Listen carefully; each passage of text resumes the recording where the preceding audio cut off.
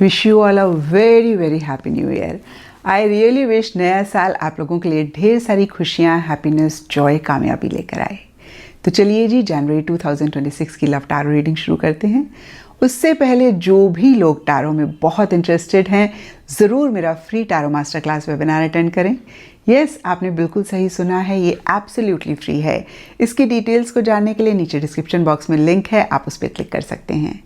और इस रीडिंग में आप जानेंगे कि जनवरी मंथ में आपके पार्टनर के लिए क्या एनर्जीज होंगी, आपके पार्टनर आपके लिए क्या महसूस करेंगे और कौन सी छोटी छोटी सी बातें हैं जिनका ख्याल रख के आप जनवरी मंथ में अपनी लव लाइफ को बेहतर कर सकते हैं।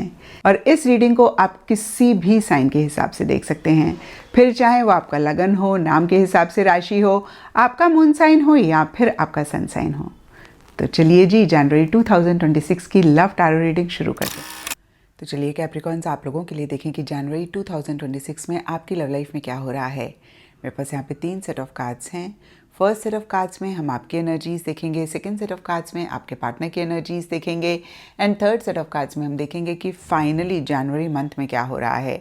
तो आपसे शुरू करते हैं और आपके लिए यहाँ पे सबसे पहला कार्ड मुझे दिख रहा है 4 of cups.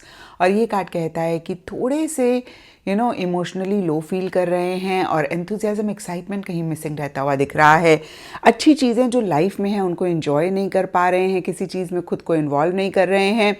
And deeper level के लिए डिलीवरेंस का कार्ड कहता है कि कोई चीज़ हो सकता है आपको सफोकेट कर रही है, परेशान कर रही है, आप खुद को उससे फ्री करना चाह रहे हैं। आपको ऐसा लग रहा है बस बहुत हो गया, नए साल के साथ नई स्टार्टिंग करनी है और कहीं जो भी चीज़ें सर्व नहीं कर रही हैं या फिर जिन भी चीज़ों की वजह से आप परेशान हो रहे हैं उनसे खुद को बाहर निकालना है, खुद को लिबरेट करना है।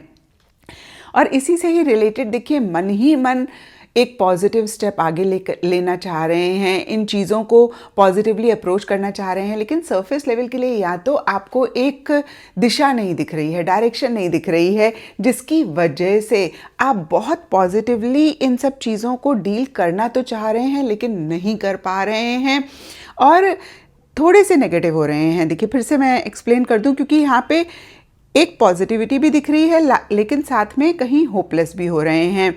तो जैसे होता है ना, हम बड़े अपने आप को मोटिवेट करते हैं, बहुत अपने आप को काउंसल करते हैं और फिर बड़े जोश के साथ हम चीज़ों को डील करना चाहते हैं या करने की कोशिश करते हैं, लेकिन सामने से जब एक पॉजिटिव रिस्पांस नहीं मिलता तो फिर हम थोड़े से परेशान हो जाते हैं और फिर थोड़े मायूस हो जाते हैं। तो कहीं इस तरीके की एनर्जीज रहती हुई दिख रही हैं जहाँ पे अगेन आप डील करना चाह रहे हैं, आप अपनी तरफ से एफर्ट भी करना चाह रहे हैं, लेकिन आपको एक्सटर्नल चीज़ों से वो सपोर्ट नहीं मिल रहा है और शायद इसीलिए एंड जनवरी में थोड़ा सा डाउट्स, फियर्स आपके मन में आ रहे हैं या फिर आपको ऐसे लग रहा है कि कॉशियस होने की ज़रूरत है और ख़ुद को प्रोटेक्ट करने की ज़रूरत है।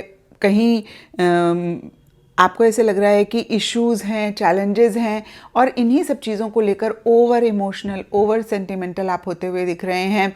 एक हो सकता है बहुत प्यार मोहब्बत भी पार्टनर के लिए महसूस कर रहे हैं, लेकिन साथ ही साथ थोड़ा सा मायूस भी होते हुए दिख रहे हैं। जैसे आपको ऐसे लग सकता है कि पता नहीं ये चीज़ें ठीक होंगी नहीं होंगी, पता नहीं जो आप चाहते हैं वो होगा नहीं होगा।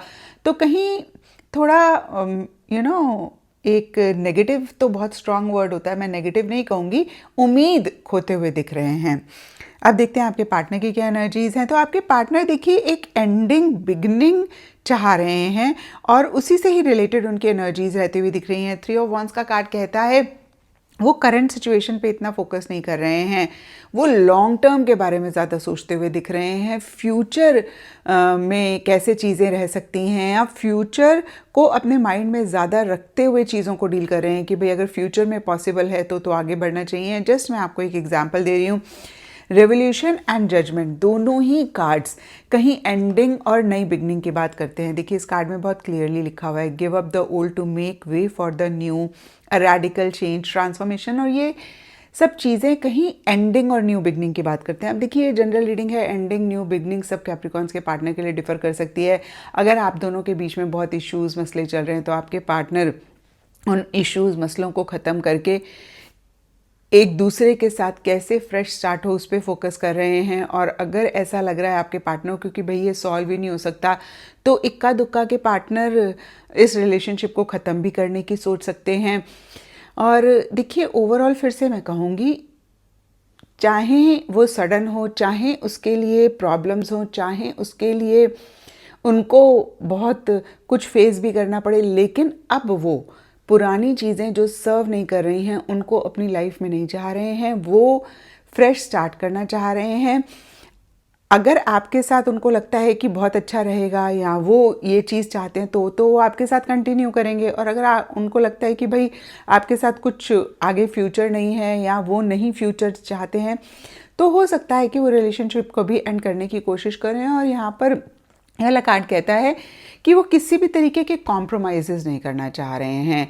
अगेन, चाहे उनको भी कितनी डिफ़िकल्टी हो इस चीज़ को करने में, लेकिन अब उनको ऐसे लग रहा है कि बस अब मुझे कॉम्प्रोमाइज़ नहीं करना, एडजस्टमेंट नहीं करना, जो चाहिए उसके लिए बहुत ज़बरदस्त एक फोकस।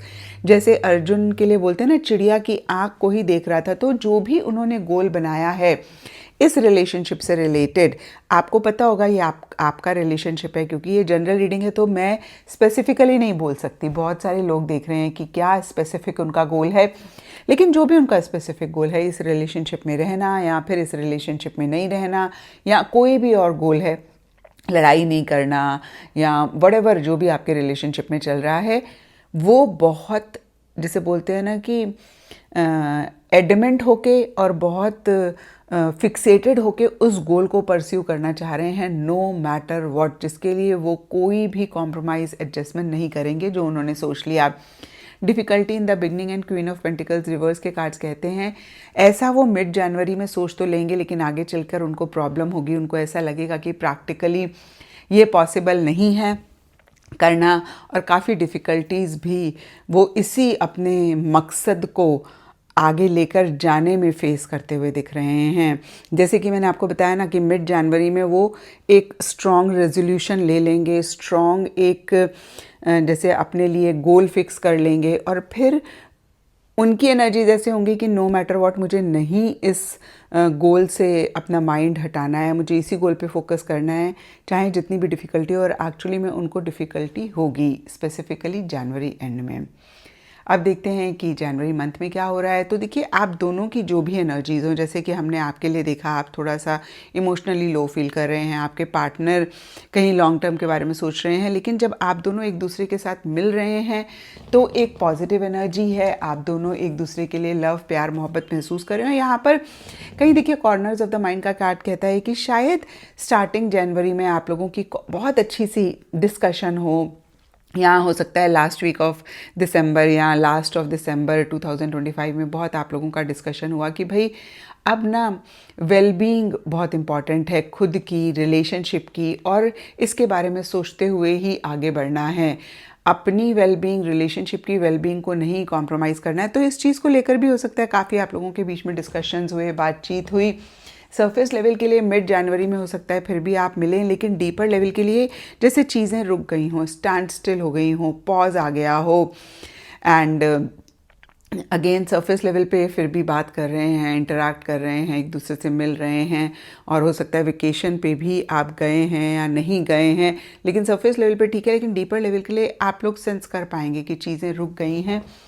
एंड एंड जनवरी के लिए आप दोनों को एहसास हो सकता है कि नहीं, आप दोनों एक दूसरे के लिए इम्पॉर्टेंट है, साथ भी रहना चाह रहे हैं, लेकिन कुछ इश्यूज़ हैं, कुछ चीज़ें हैं जो ठीक नहीं चल रही हैं, आप दोनों के हिसाब से नहीं चल रही हैं, और उनको कहीं किसी लेवल पे रिग्रेट भी करते हुए दिख रहे हैं, एक अफसोस भी मनाते हुए दिख रहे हैं।